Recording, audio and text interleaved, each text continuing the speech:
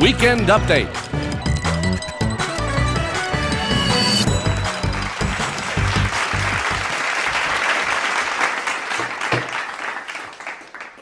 Thank you. Hello everyone, I'm your host Chad Nicholas, and this is Literary Weekend Update, the show where I bring you the most important literary news of the last week and have some fun with it. So, let's get right into it. Anthropic's class action lawsuit has been settled, with them agreeing to pay $1.5 billion to authors whose work they used to train their AI model. This comes after increasing pushback from authors regarding AI. Personally, I think that using AI to write stories is not only lazy writing, but dishonest and could never replace the real thing. That's why on this show, all of our stories are brought to you by real people. I hope that helped, and if you would like me to write you another literary-themed joke, just ask. In indie news, did I get it right that time? Good. In indie news, author Harriet Everin has released a new novel titled Voices via Static. It's a short story collection, which makes sense, given that Harriet is approximately 4 feet tall. You think that I'm joking, but she has been standing beside me this entire time. How you doing, Harriet? Yeah, I'm marketing your book. Good. She's upset. In traditional publishing news, we are quickly approaching the release date of The Last Death of the Year, a Sophie Hannah novel based on the works of legendary author Agatha Christie.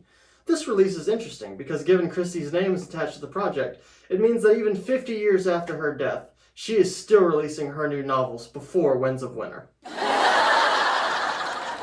Now, that joke might have got a little mean. So, speaking of fantasy news that's guaranteed to not be controversial at all, J.K. Rowling has recently said,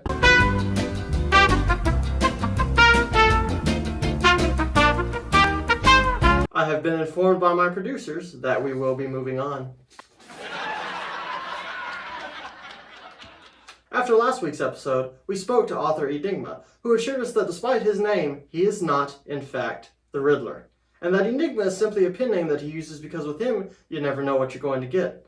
However, our investigative team managed to track down this photograph of Enigma and placed it along a sketch of the Riddler. I think you'll agree, the evidence is hard to deny. Uncanny.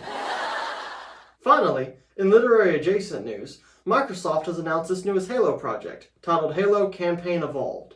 This is promised to be the second remake of the first Halo game, and personally, I don't see the appeal. I mean, who in their right mind would choose to spend time on a rehash of old stories when they could read something new instead? If anything, the project is a blatant appeal to pander to the audience nostalgia for old stories, arguably far superior stories. Honestly, there's no greater sign of creative bankruptcy than someone who simply takes old stories and just slightly retells them a few years later in a desperate attempt to scrape a few more dollars off someone else's work.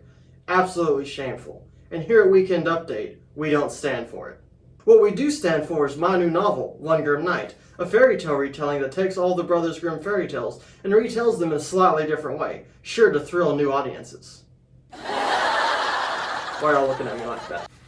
And that's our show for today. This has been your Weekend Update. I'm your host, Chad Nicholas, and as always, these pages are blank. Have a good weekend, y'all.